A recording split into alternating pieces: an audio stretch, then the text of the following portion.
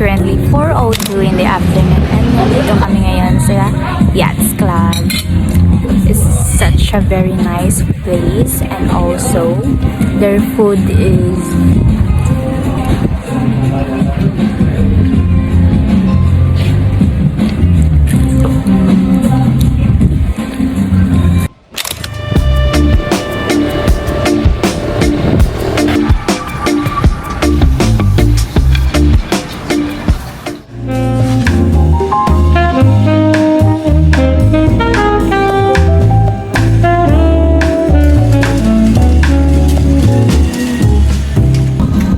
by the way, ang laki ng servings nila sa food and hindi nga namin naubos yung isang plate lang dahil napakalaki ng steak nila and also yung chicken na may maraming mozzarella cheese but hindi din namin naubos, so that's why siya ang uubos lahat.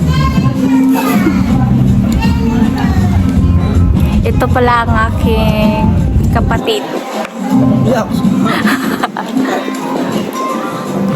Tinitignan niya daw yung mga ayate na pinibili niya sa kanyang panaginip.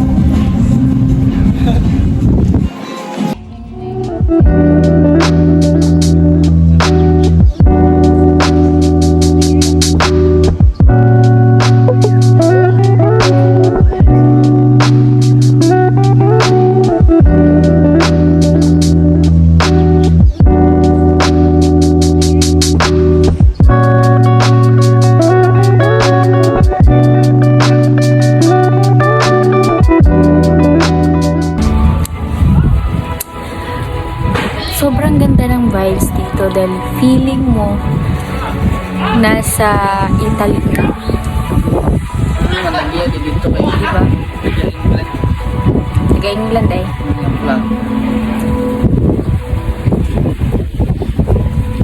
UK sad na. UK din na. Tamas ba po? More UK mga.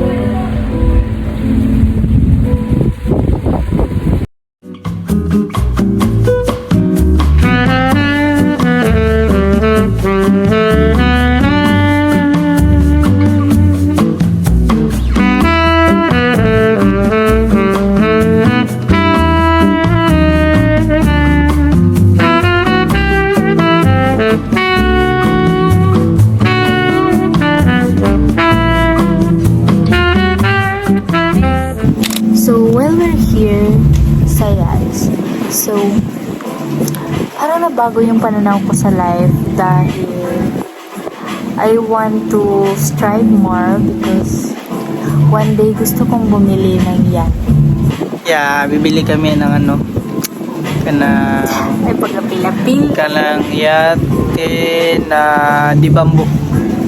patukong Nanay ba?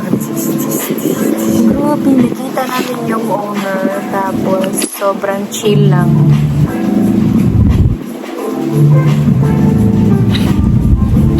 Sobrang ganda ng yacht. Kulay brown, chocolate brown. Tapos nakaka-inspire sa life.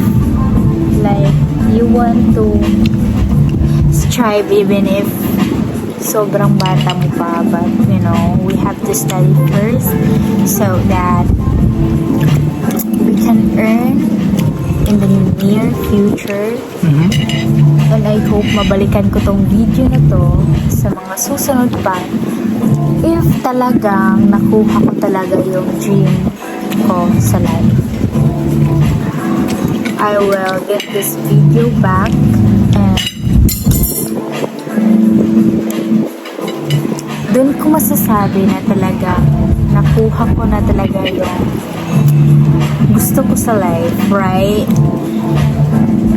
Yes.